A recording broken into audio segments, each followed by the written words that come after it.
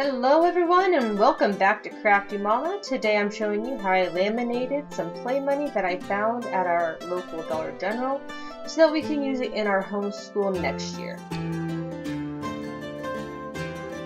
Some things that you will need is of course the play money, a laminator. I use the Scotch brand. I got this one I believe on Amazon. I have some Scotch brand thermal laminating pouches, the 3 mil ones. I also have some off-brand ones as well. They work the same for me. And then you also need a pair of scissors, not shown, and I used a paper cutter to make the trimming portion a little bit easier.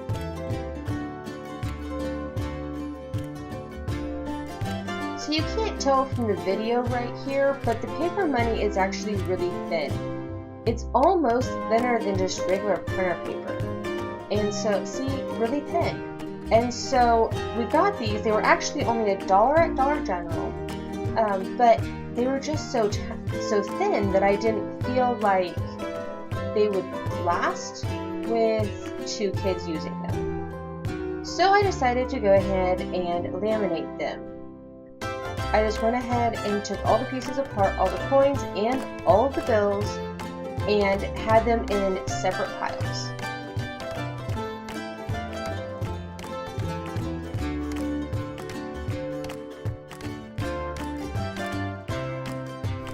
Now, as I said before, I did use the laminating pouches. I used the full sheet ones, the 8.5 by 11 and the 3 mil. I don't feel like you need anything thicker than that, even though they will be handled quite a bit. So once I had all the pieces separated, I just went ahead and started with the coins and put those in the crease of the laminating pouches. I did try it a different way because I actually bought 2 packages, and this is my second pack that I'm doing. And I actually put the bills in the crease and then had the coins on the free edge. And it was just really difficult to try to keep the coins inside the laminating pouch and not have them moving. So having them up by the crease, it allowed it to, I think, adhere a little bit easier.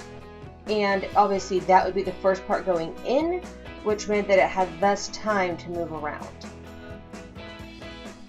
So I got all of my coins lined up, and you can see here I'm kind of switching it around depending on the sizes. And of course, Vaughn had to help me with this. And then I'm just putting on the bills. Now they only came with 1s, 5s, and 10s. There are no 20s. But I figured for beginning math with dollar bills and coins in general, that this was going to work just fine.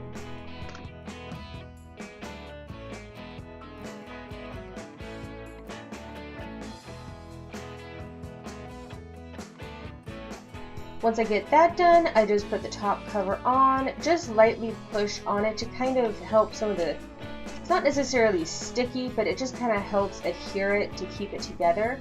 And then slide it through the back, or at least on my laminator, and you just let it do its thing. And when it comes out, it should be nice and clear where it's been melted together. If it's not, put it back through and that should take care of it.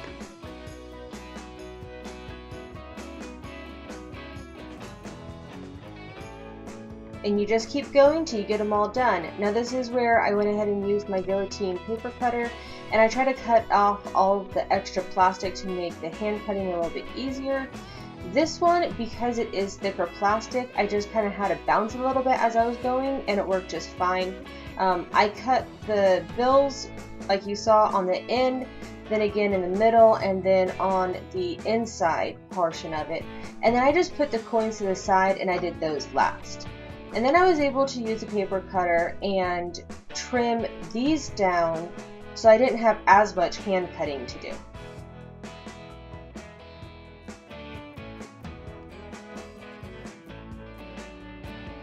Now obviously you don't need a paper cutter like this. If you have one that you've gotten from Walmart that has a little slider, that would work too, or just simply scissors. I just happened to have gotten this for Christmas last year. I think it was about 20 bucks on Amazon. And it has worked amazing for all the different things that I've laminated, everything I've needed for our homeschool, and actually my husband used it for some stuff for work as well.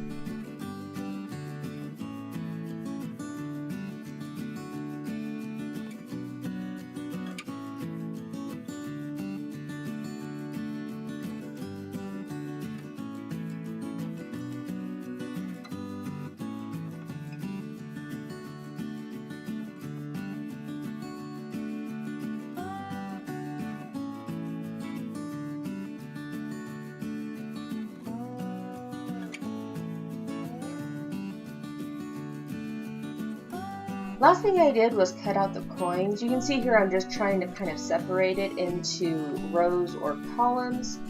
And then I used these cute little scissors that I got, I think, from my oldest son when he was in kindergarten. And I just trimmed them around. Now, I will say, hindsight's 20/20, I would have loved a little bit more space in between just so that they got a nice seal, and it would have been a little bit easier, I feel like, to trim.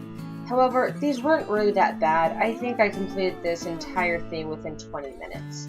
And that was start to finish, setting everything up, including my camera and filming. So it really wasn't horrid, but I definitely, if I was doing something like this again, would leave a little bit more space around the outside.